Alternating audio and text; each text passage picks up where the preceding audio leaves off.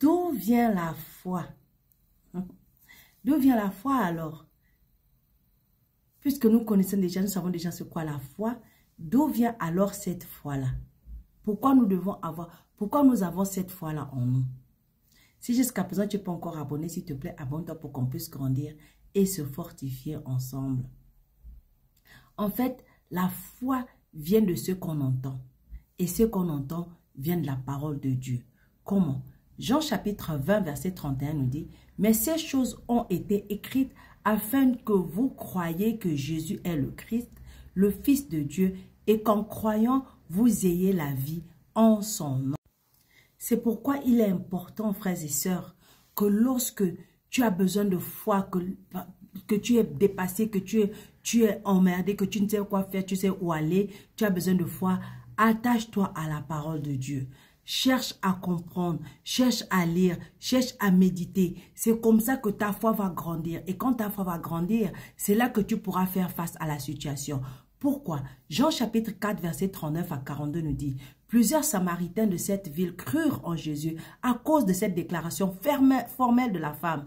Il m'a dit tout ce que j'ai fait. » Aussi, quand les Samaritains vinrent le trouver, ils le prièrent de rester auprès d'eux. Et il resta là 2 jours.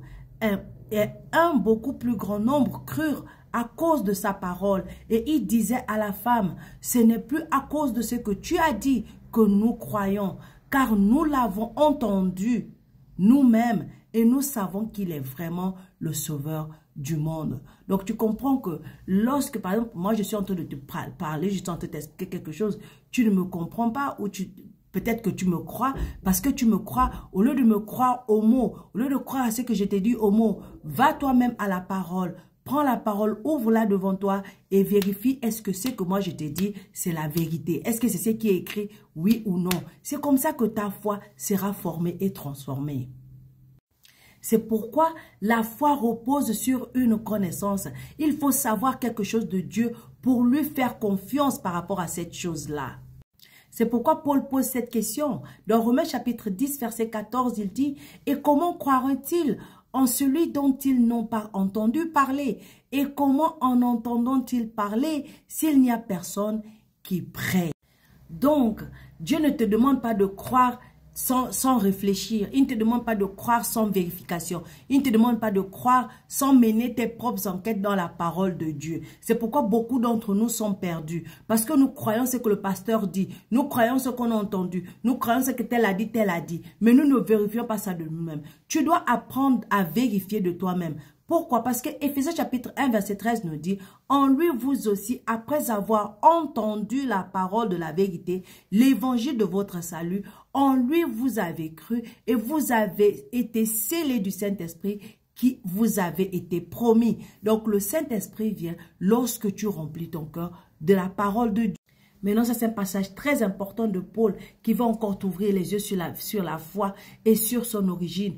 1 Corinthiens chapitre 15 verset 1 à 4 dit, « Je vous rappelle frères, l'évangile que je vous ai annoncé, que vous avez reçu, dans lequel vous avez persévéré et par lequel vous êtes sauvés, si vous le retenez tel que je vous l'ai annoncé, autrement, vous auriez cru en vain. Je vous ai enseigné avant tout, comme je l'avais aussi reçu, que Christ est mort pour nos péchés, selon les Écritures, et qu'il a été enseveli et qu'il est ressuscité le 3e jour, selon les Écritures. Donc, ta foi doit être basée sur les Écritures, sur ce que la parole de Dieu dit, pas sur ce que les gens disent, sur ce que la parole de Dieu dit. Laisse que ta foi prenne son origine, tire son origine de ce que tu sais de la parole de Dieu. La foi vient de ce qu'on entend, et ce qu'on entend vient de la parole de Dieu. Sois abondamment béni. Shalom.